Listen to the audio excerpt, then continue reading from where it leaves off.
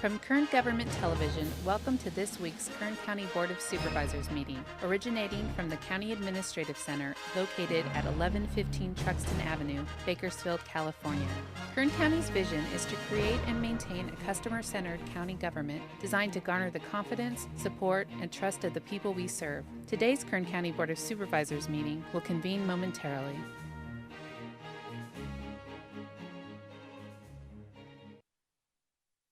We ready? Okay, board to reconvene. Good afternoon, friends. Madam Clerk, would you please call the roll? Here. Okay, Supervisor Gleason. Here. Thank you. Supervisor Scribner. Here. Supervisor Maggard. Here. Supervisor Couch. Here. Supervisor Perez. Here. Thank you. Thank you so much, Madam Clerk. I'm going to go to County Council at this time and ask for a report on action taken in closed session. Ms. Raizan. Thank you. Good afternoon, Madam Chair, members of the board. Today, your board met on items 69, 70, 71, 72, 73, and 74, and I should have added 68 as well. You met on those items in closed session. However, there is no reportable action. Ms. Raizan, thank you very much. As mentioned during our 9 o'clock board session, the County of Kern provided notice that as a result of the declared federal, state, and local emergencies due to the COVID-19 pandemic and in light of the governor's order, this Board of Supervisors meeting is not physically open to the public. Testimony and general public comment could be given via email or voice messages to the clerk of the board prior to today's meeting, and live comments via teleconference will be heard during the meeting now as well. We will begin by considering the consent agenda, as we always do. All items listed with a capital C, capital A are considered to be routine and non-controversial by county staff. Consent items will be considered first and may be approved by one motion if no member of the board or public wishes to comment or ask questions. If a member of the audience wishes to comment or ask questions regarding an item or items on the consent agenda, they may do so prior to a vote being taken on the consent agenda. A member of the board may remove any item from the consent agenda, and it will be considered in listed sequence with an opportunity for any member of the public to address the board concerning the item before action is taken. Consent items begin in your agenda. Excuse me. On page 3, and they include items 4 through 6.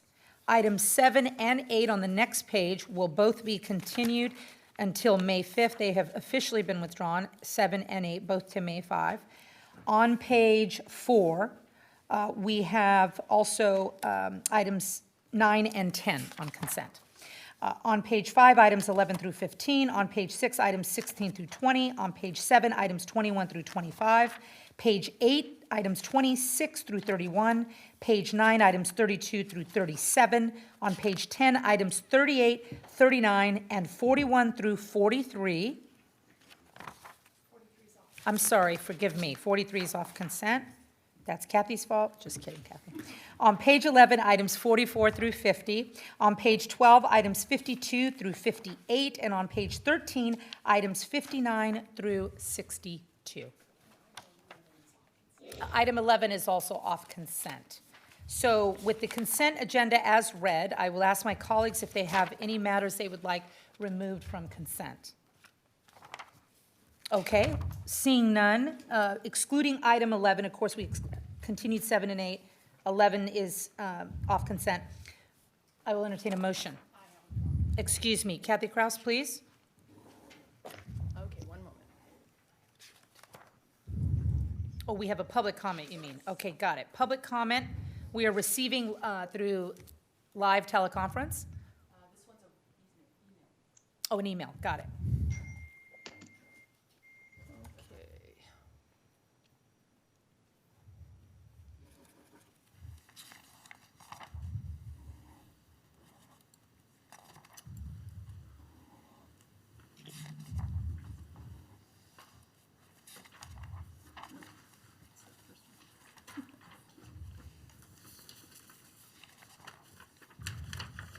Okay, thank you for waiting. This email was received by Bernard LeBeau. Dear Chairwoman Perez and Kern County Board of Supervisors. This is related to, he's providing comments on consent items 13, 14, 19, 24, and 26.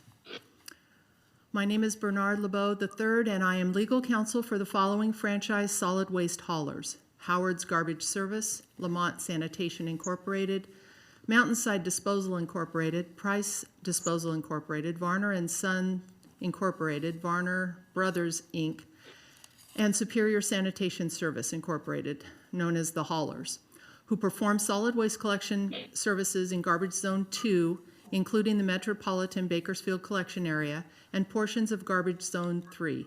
This comment is issued on behalf of the Haulers. Consent agenda items 13, 14, 19, 24, and 26 of the Board of Supervisors April 21st, 2020 afternoon meeting contain Public Works Department requests to set a public hearing to consider ordinances that will establish the schedules for the haulers' maximum solid waste collection charges for residential and commercial customers in fiscal year 2020-2021. The department recommends no change to the haulers' current solid waste collection charges from the current fiscal year. The haulers respectfully request that the Board of Supervisors consider a potential rate increase of 2.9% to the haulers' solid waste collection charges for the fiscal year 2020-2021. This increase would be based on charges in the Consumer Price Index and the Fuel Index in accordance with a formula that is calculated by the department. The CPI/Fuel Index formula was developed by the county's Waste Management Department and provided by the board, and approved by the board in 2011 as an equitable, justifiable, and practical mechanism for determining changes in the costs of the hauler's services. Changes to the rates in accordance with the CPI/Fuel Index formula have been applied consistently in prior fiscal years. The haulers therefore request that the formula be applied to the solid waste collection charges for fiscal year 2020-2021. We understand that notice requirements and timing during the COVID-19 crisis may make it impractical to apply the requested 2.9% rate increase for fiscal year 2020-2021. If this is the case, then alternatively, we would request that the 2.9% increase be withheld for fiscal year 2020-2021 and applied to the fiscal year 2021-2022 in addition to next year's CPI/fiscal index formula adjustment.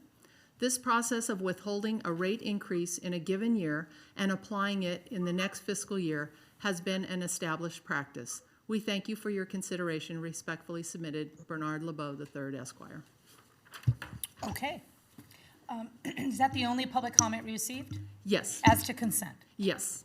Great. Are there members of the board that would like to reply to that comment, or should we proceed to entertain a motion on consent, Kathy? Okay, colleagues, your wishes, gentlemen? I move approval of the consent agenda. Thank you, Zach. We have a motion, Second. and we have a second. Thank you, Mick. Please roll call vote, please. Supervisor Gleason? Yes. Supervisor Scribner? Aye. Supervisor Maggard? Aye. Supervisor Couch? Aye. Supervisor Perez? Aye. The motion is approved, all ayes. That was our first 5-0. Everybody got it right. We worked out our kinks in the morning. Nice job, everybody. Thank you. Okay, moving right along.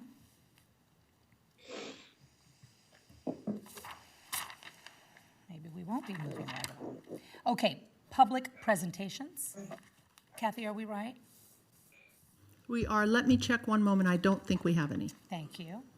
Okay.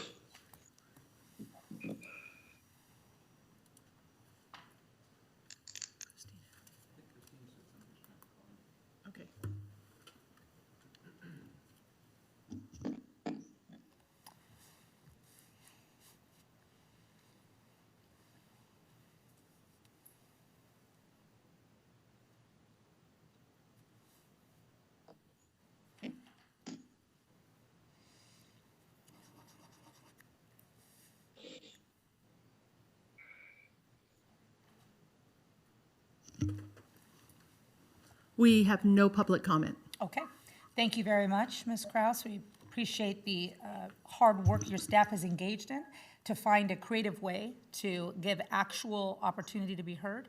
I've seen that aggressively, and I'm so pleased. And it's part of why you maintain the reputation you have around the state. I really appreciate you. Board member announcements or reports? Gentlemen? Nobody? Kathy? Madam Chair, during the 9 a.m. session, Supervisor Maggard asked for some information from Public Health regarding deaths in Kern County over the last year. And we were able to get, I'm going to put up on the document camera the figures that we received from Public Health, and maybe you can read through those. Just one moment. Thank you very much. Supervisor Maggard, you had asked, I think, a brilliant question. Perhaps you can engage and talk about these numbers, I think, better than me, for sure. So if you can expound on that a bit, I would appreciate you doing so. I'm happy to. I'm just waiting for the squelch to. Thank you. We good on the squelch issue? I think we're good. Okay, thank you. Thank you, Madam Chair. We received a report from Public Health that indicates a month-to-month comparison for deaths in 2019 versus 2020.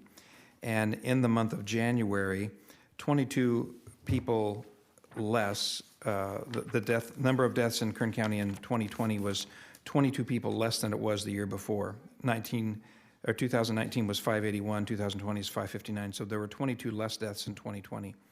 For the month of February, 2019 had 509 deaths, 2020 has 564. That's an increase in the month of February of 55 deaths. And then in the month of March, 558 people died in 2019, 541 in 2020, so a reduction in the number of deaths for the month of March of 17. So 2 months were lower, 1 month was higher, substantially higher. Then the total number of deaths for the 3 months ended March 31 for 2019 was 1,648.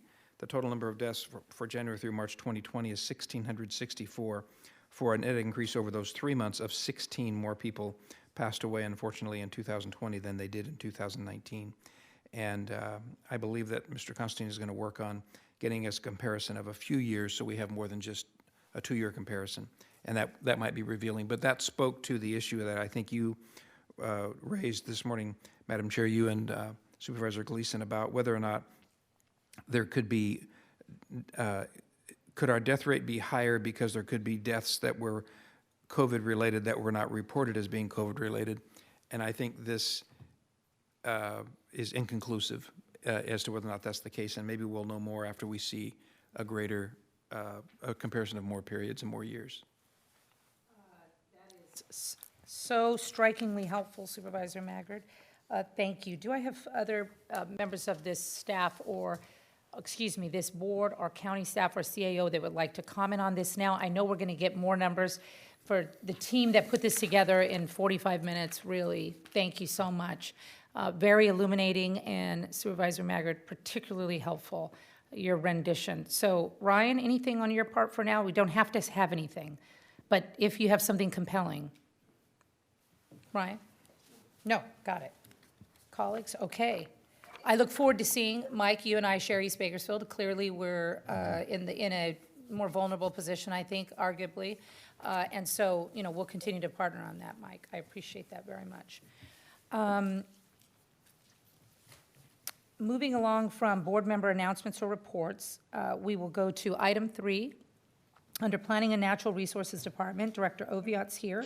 This is a request from Lupe Vaca to change the permitted uses from low-medium density residential to general commercial, and from low-density residential to general commercial, with precise development combining for commercial development on 0.3 acres located at 8117 Montel Street, Lamont, which is Supervisorial District 4. Supervisor Couch, who is participating remotely and is prepared to engage on this matter. So, Director Oviat, the floor is yours. Thank you. Good afternoon, Chair Perez, members of the board. I'm here today with Craig Murphy, the Assistant Director. This case was originally scheduled for our general plan window on March 31st, 2020, but was continued to today's agenda. This project is 1/3 of an acre on 2 contiguous parcels. If Mr. Murphy can put the aerial up. This is the location in Lamont. If we could go to the aerial.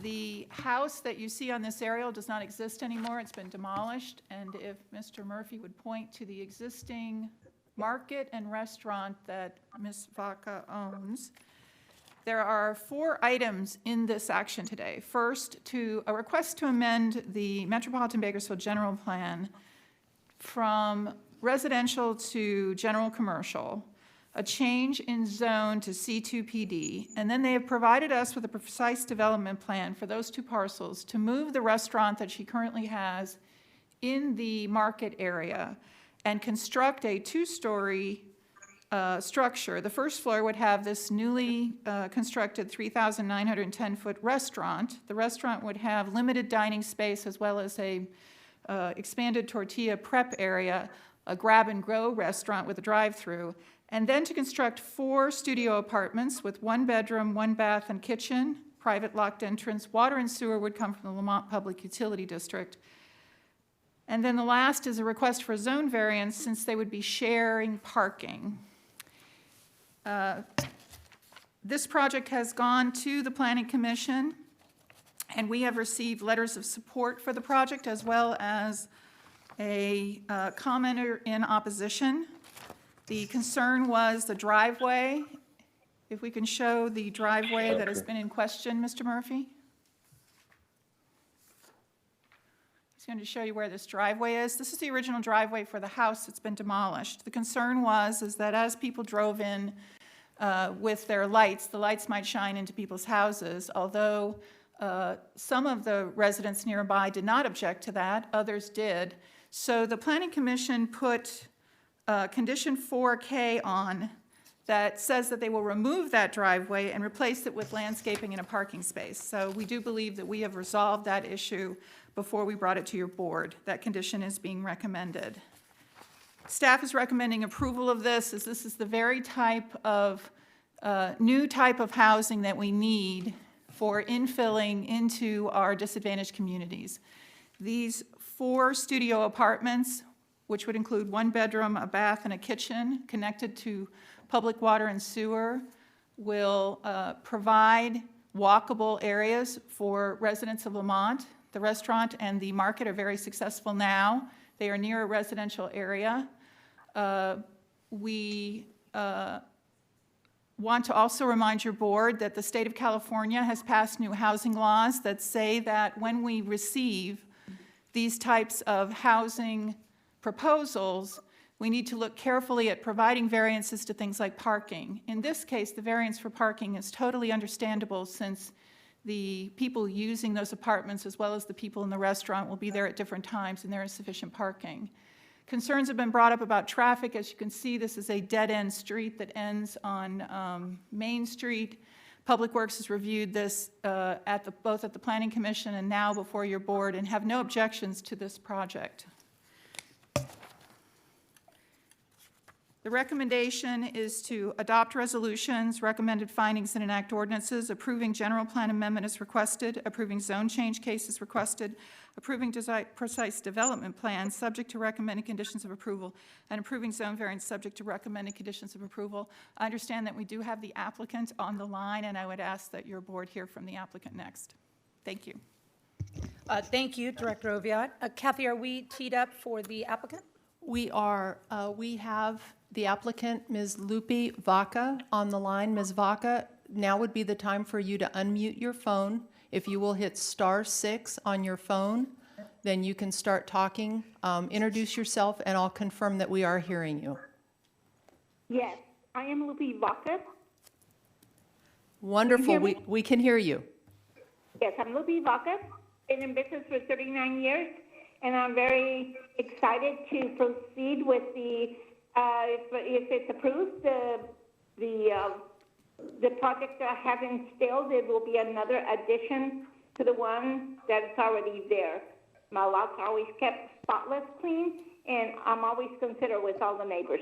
And thank you.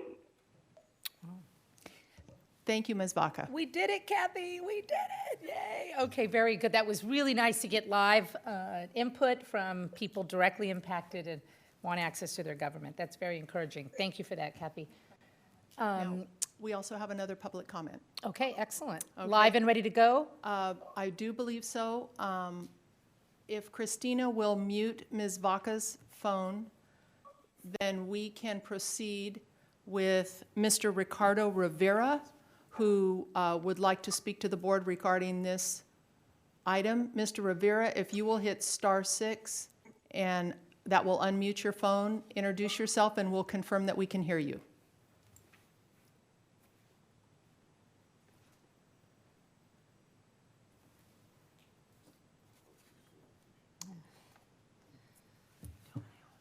Mr. Rivera, I see that your phone is unmuted. Can you hear us?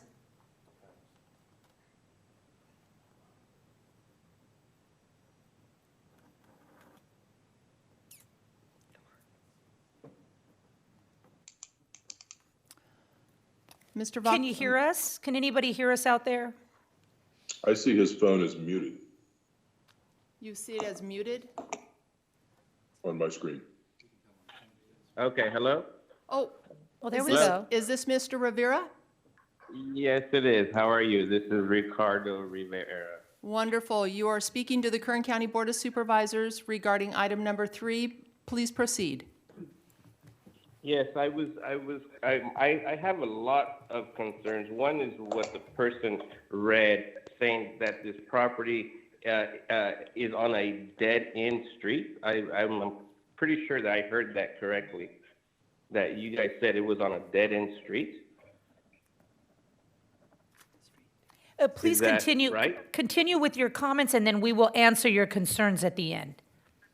Okay, and I don't understand also what you guys said about this property is going up in terms for disadvantaged people. I didn't quite understand that, and also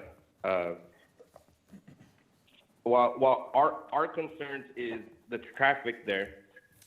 That's a big concern about the traffic and because this while I don't understand how a commercial property could go directly into a residential street and it's not it's not a gradual change. It's like a complete bam in your face, like we're putting up a restaurant and apartments. I don't understand how that is possible in a residential street. It's not a commercial. I mean, it's not on the main street.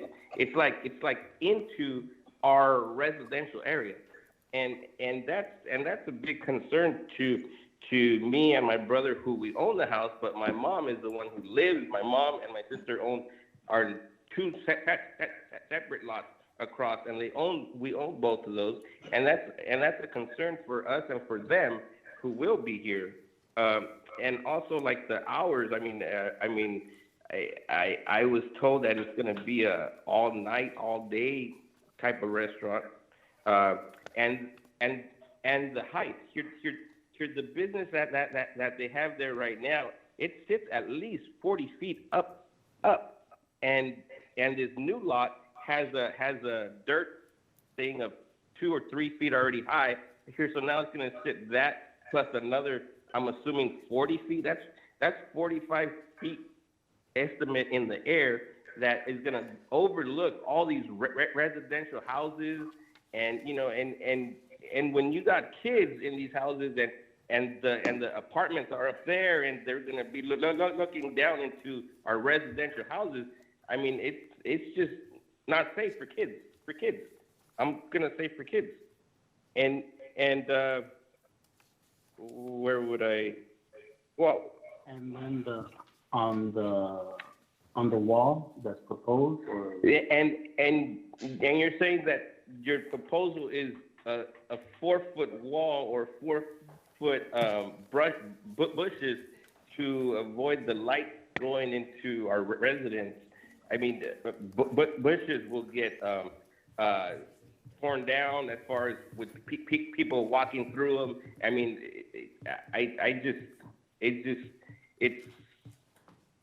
it's just stressful because I know the traffic will escalate like tons because their business now is busy as it is. It's busy, especially on the weekends. It's busy, and now they want to add something on a residential side and make it even busier. I mean, it's just it's stressful. It is. Yeah, that's how much parking is each apartment supposed to have? Because my opinion, I don't think there's enough parking. But I'm not a professional on that. But I mean, it's not that big. I just don't see how all this is supposed to work. We'll address that issue, sir. Thank you for raising it. How much? And I mean, that's really all I have.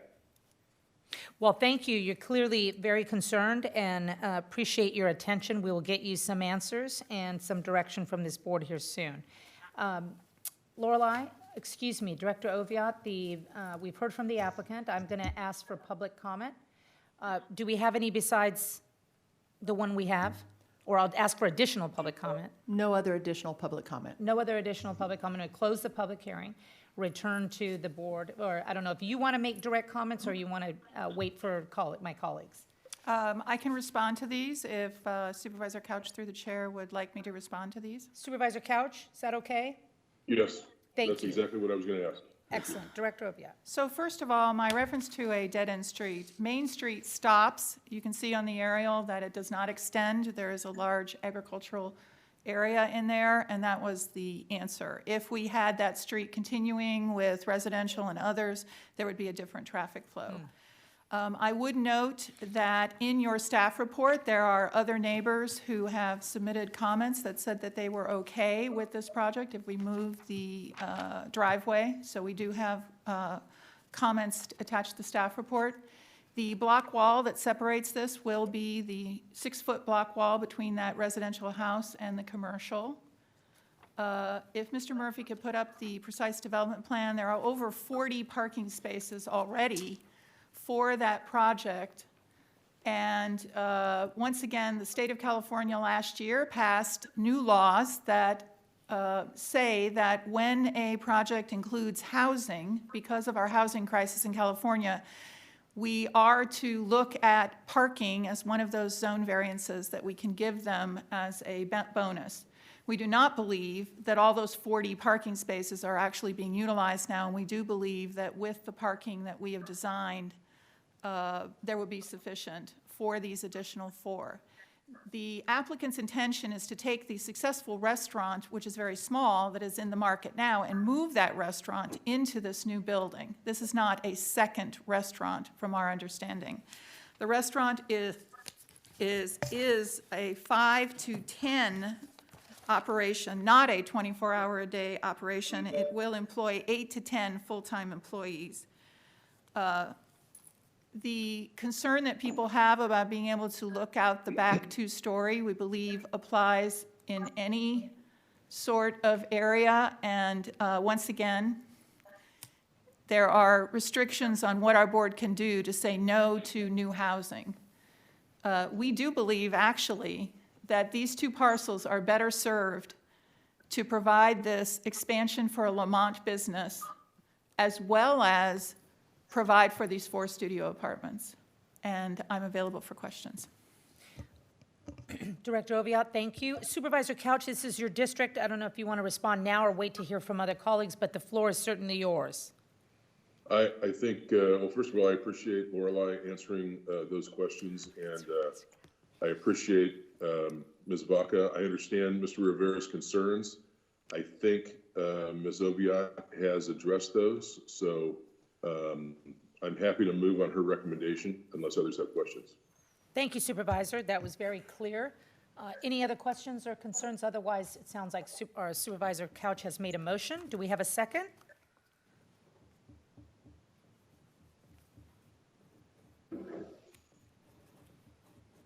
Now you know how I feel, Supervisor Couch. Second. We have a motion and a second. Please call a roll call vote. Supervisor Gleason. Aye. Supervisor Scrivener. Aye. Supervisor Maggard. Aye.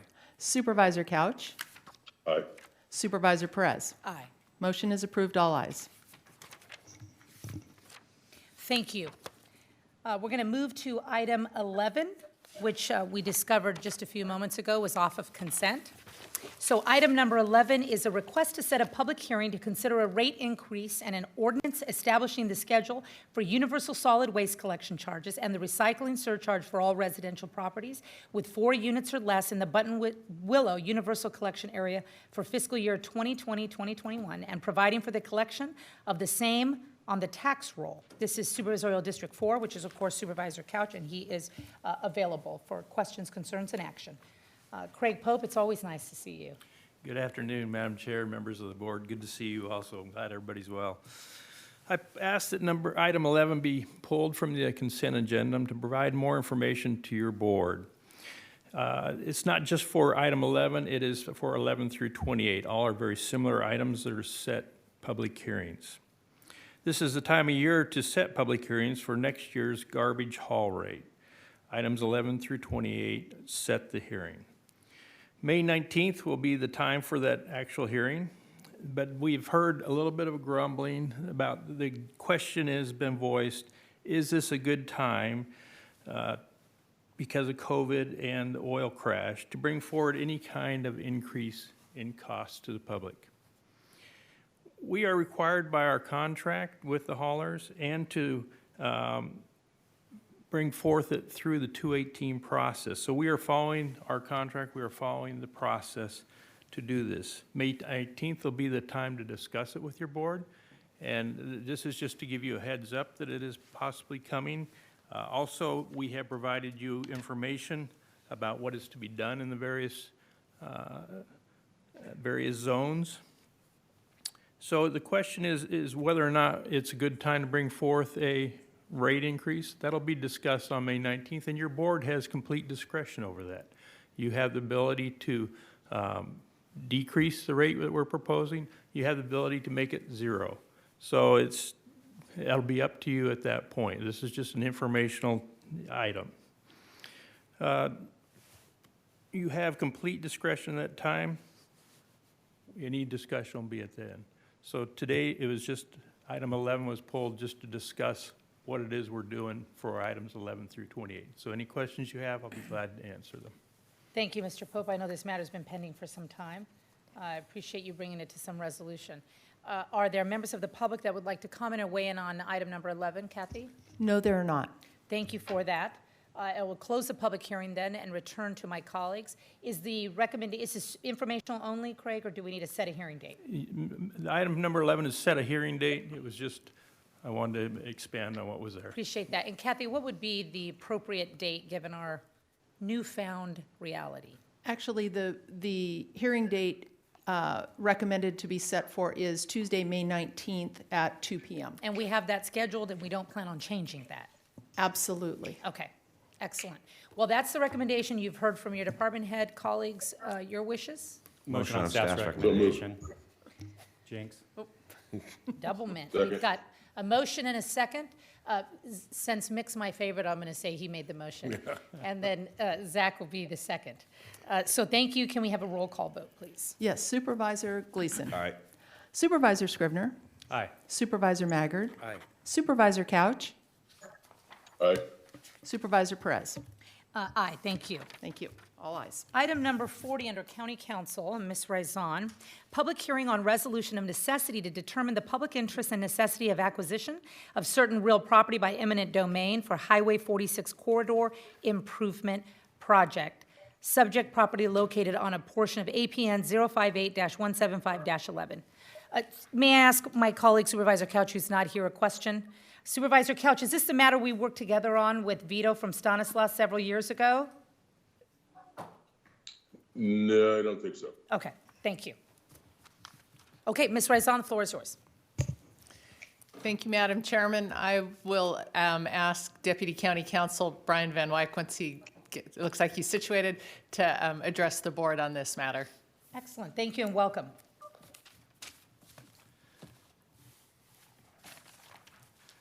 Good afternoon, Madam Chairman and members of the Board of Supervisors. The item that is presented for your consideration today is a resolution of necessity relating to the Highway 46 widening project. Your board is familiar with these sorts of items. You've heard several of them over the past year in relation to this same project. This is a project that will widen Highway 46 from 2 lanes to 4 lanes in the Lost Hills area. The county is, in conjunction with Caltrans, acquiring right-of-way for the project. So I don't want to belabor the points too much. This is something that you are all familiar with. One point that I would We like really to, appreciate that. so, something that I'd like to remind you of is that there are really 4 issues for today's hearing, which are whether the public interest and necessity require the project, whether the project has been designed compatible with the greatest public good and the least private injury, whether the subject property is necessary for the project, and if the procedural requirements such as the required offer and notice have been met. Valuation is not an issue for resolution necessity or RON hearings.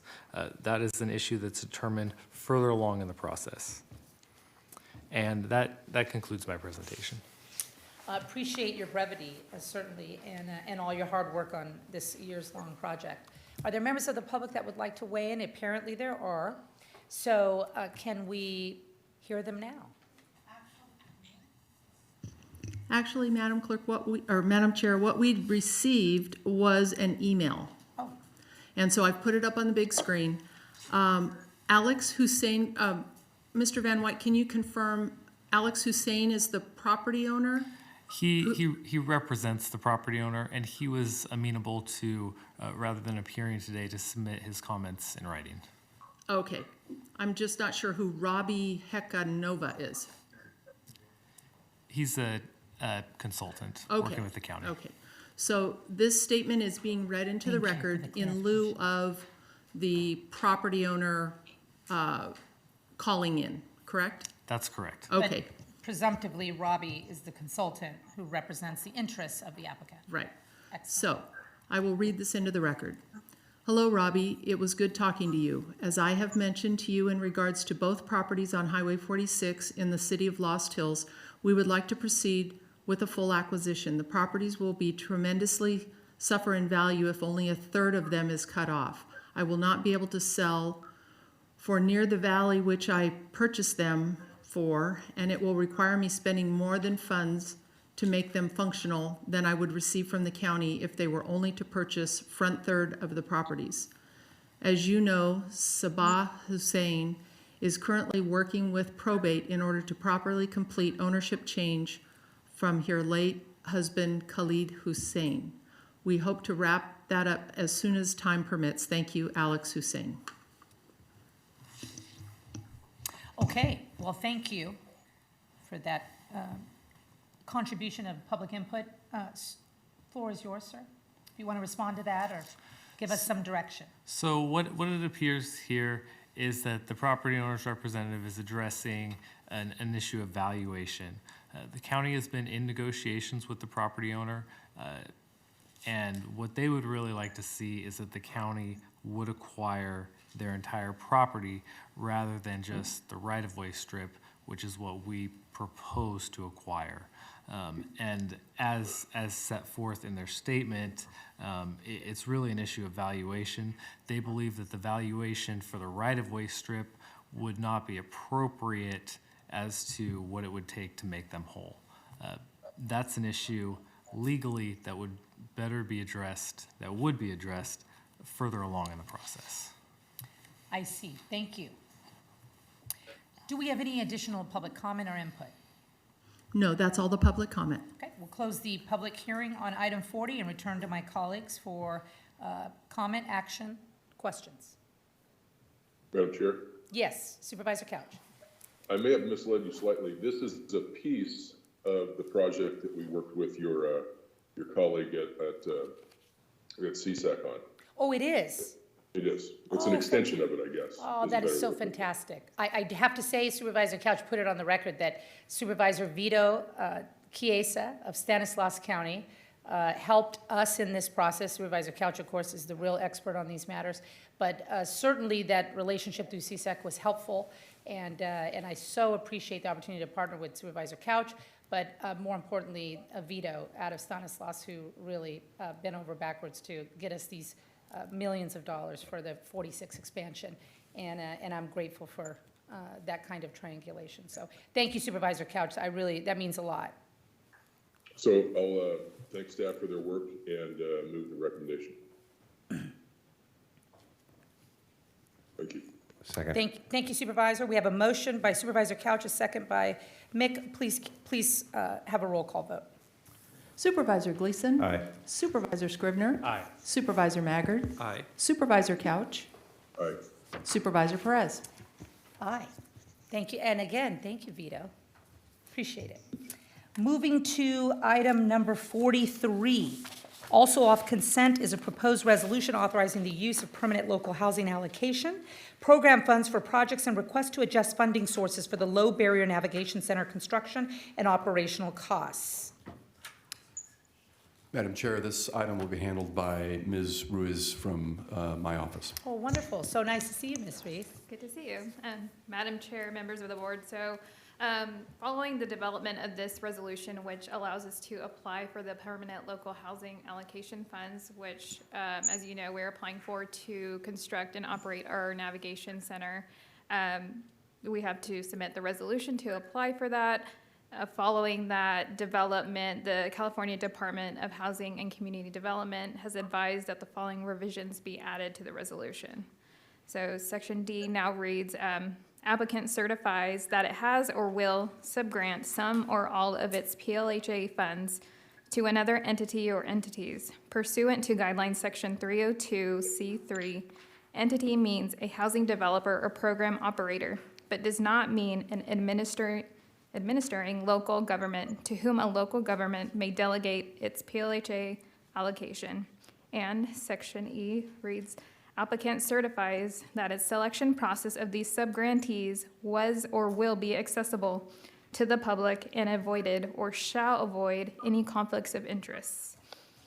The revised resolution and items before you are necessary to ensure that funds are received and dispersed appropriately for the completion of the project.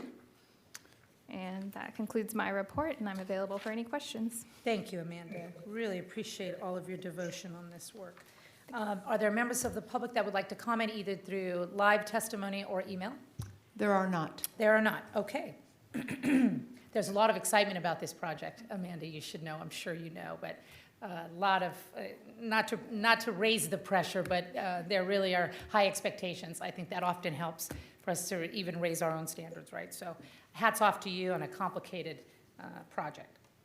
So we close the public hearing and return to the board for comment, question, action. Motion on staff's recommendation. Thank you, Mick. We have a motion on staff's recommendation. I'll second. We have a second from Mike. Please call the roll. Supervisor Gleason. Aye. Supervisor Scrivener. Aye. Supervisor Maggard. Aye. Supervisor Couch. Aye. Supervisor Perez. Aye. All ayes. Thank you. Excellent. And we're going to move to our final item today, which is item number 51 under the CAO Human Resources. It is a proposed resolution providing essential workers in all bargaining units with additional paid sick leave, childcare reimbursement, technology stipends, and paid time off reward for essential service during the proclaimed local emergency related to COVID-19. I am so grateful that your team has put their head around this, Mr. Brown. Thank you for thinking of our employees right now and how they may be feeling. So appreciate you. Mr. Brown, the floor is yours. Good afternoon, Madam Chair, members of the board. The item before you is a proposed resolution to implement essential worker benefits during the COVID-19 pandemic. Back in March of this past year, March 16, 2020, Mr. Alsop declared a local public emergency related to COVID-19, and the very next day we sent our non-essential staff home on emergency paid administrative leave. They've been in that status since that date. and are expected throughout the continuation of the essential staffing-only model that we've implemented here in the county. Devin, repeat that date, please. March 17th was the beginning of the, St. Patrick's Day was the beginning of the essential staffing time period. So since that date, they've been on emergency paid administrative leave, waiting readily at home, readily available to return if needed from each of their departments. Also during that time, our essential workers, which I know you know include our emergency responders, healthcare workers, public health, public works employees, a variety of other employees throughout the county have continued to provide essential services during this time period, even after the governor's stay-at-home order, which was issued that very same week. So we've continued to provide our non-essential staff this extraordinary benefit of receiving pay while they're at home, social distancing, physical distancing, and our essential workers who are on the front lines, either working in the field, working on site, or some are working remotely, are continuing to provide extraordinary services as well to our public and our residents here. So this resolution is trying to address the inequity in that scenario where our employees are either precluded from taking some of the benefits that have been implemented with regard to our leave policies, and are precluded from caring for their child at home, or are using their own technology during their remote work opportunities that they're engaging in currently. So it's a four-pronged benefit package as identified in the letter. The first is to provide our emergency responders and healthcare workers who are excluded from the federal leave entitlement additional 80 hours or up to whatever their regular schedule is during a 14-day period, additional sick leave in case they contract the COVID-19 virus or are exposed and are ordered to quarantine because of that exposure. The benefit is to allow them not to use their own paid sick time like their other employees who are not excluded from the federal law. They will be given this extra sick leave bank to draw from if they unfortunately find themselves in those circumstances and are required to stay home. That's the first prong of the benefit package. The second prong is a child care reimbursement for essential workers who are working on site or in the field. In order to sustain continuity of our essential services, it's important that our essential workers are able to work and continue to provide those services during this time period. Our residents count on it, our local community counts on it, and so we've put together this package which allows for up to $500 a month in reimbursable expenses for child care due to child care providers being unavailable or schools being closed during the pandemic response. As you know, our local schools are closed for the remainder of the school year, and that's presented an enormous challenge for a lot of our employees here at Kern County. And this child care reimbursement will allow them to at least receive some economic support in order to address that need. So this child care reimbursement only applies if an employee is continuing to provide services on site, isn't using the leave entitlements that are available to them under the federal law in some cases to take time off to care for their children. It's those employees who are forced or find themselves compelled to continue to come to work and provide services to have a little bit of support economically to get child care where needed. And so that, like I said, it's a $200 reimbursable per child up to $500 per month. The third prong is a technology stipend.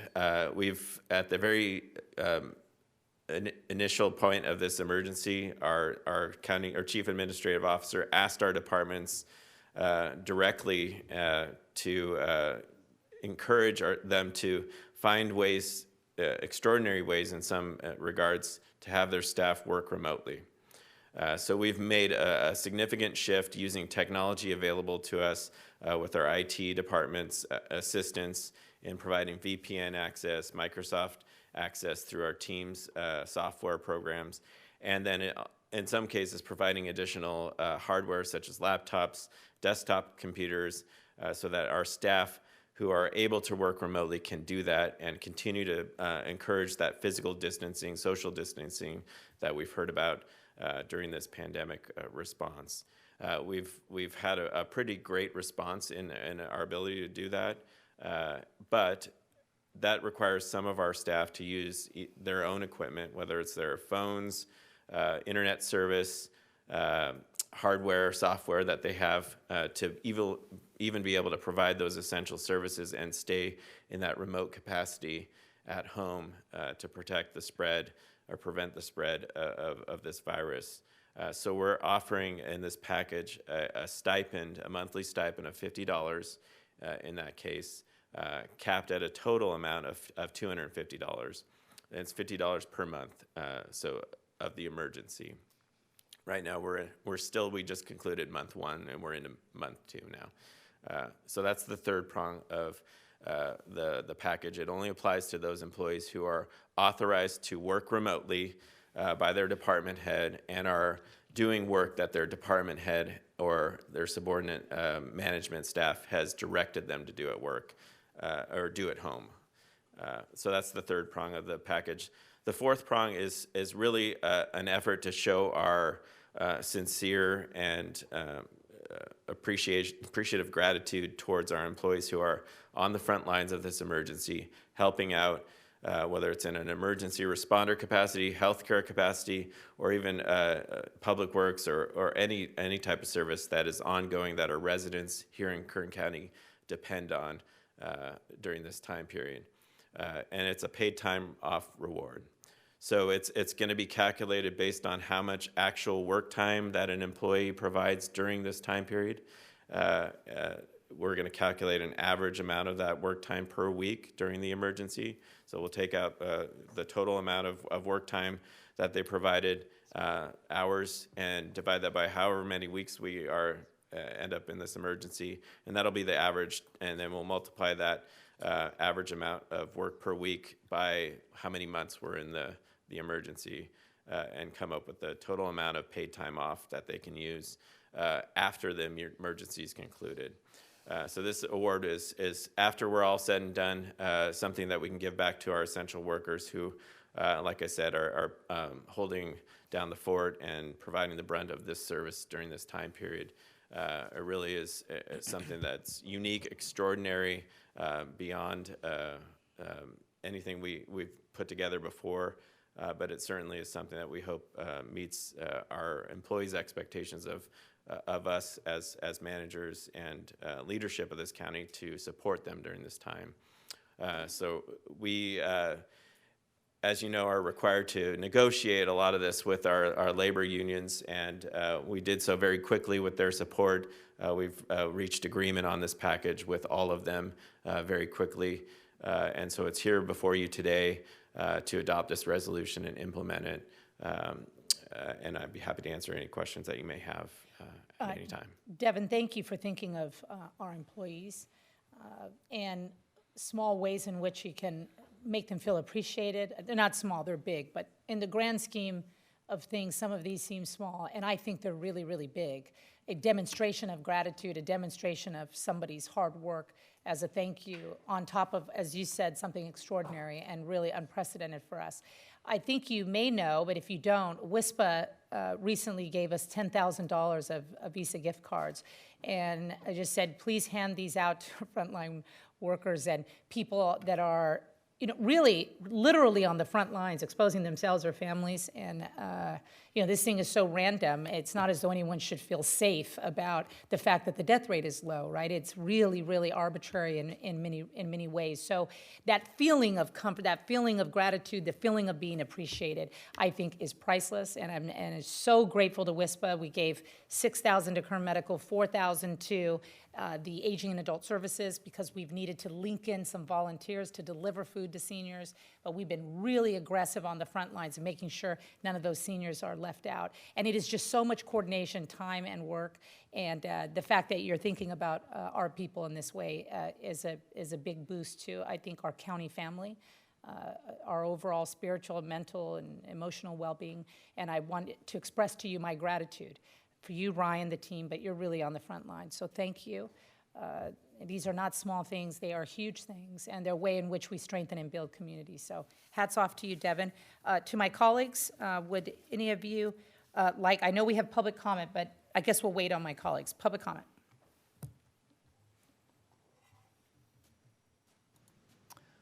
We received one voicemail message from David Hess, which I will play. Hello, this is David Hess, first name D-A-V-I-D, last name Hess, 8 Hotel Echo Sierra Sierra, calling about the board item concerning the, quote, paid time off reward referred to in the Bakersfield, California This Morning period. While I have no objection to increased sick leave and for emergency responders and for working at home costs being covered, the paid time off reward, which is meant to recognize county employees who continue to work while other county staff continue to get paid, is an appropriate period. They are doing their job working. The people that are getting time off are getting an additional benefit, not one that which was budgeted for. I object strongly to giving any additional pay to people doing their jobs just because others get a benefit. Thank you. By the way, the website is down for email comments, and which is why I'm using the phone. Thank you very much. Goodbye. Kathy, thank you. Do we have any additional live testimony or emails? No, we do not. Okay. Thank you for that public comment. We will have some discussion around that, I assume. Okay. Any of my colleagues, would you like to, since we're closing the public hearing, would like to weigh in at this time? Gentlemen? I know it's been a long day. Motion to approve. Second. We have a motion and a second. Can we call the roll call, please? Supervisor Gleason? Aye. Supervisor Scrivener? Aye. Supervisor Maggard? Aye. Supervisor Couch? Aye. Supervisor Perez? Aye. Thank you very much. Again, to Devin and your team and the county family, Godspeed to us all. I think we're better when we stick together, clearly. Zach Scrivener, thank you for your motion to adjourn. It is granted.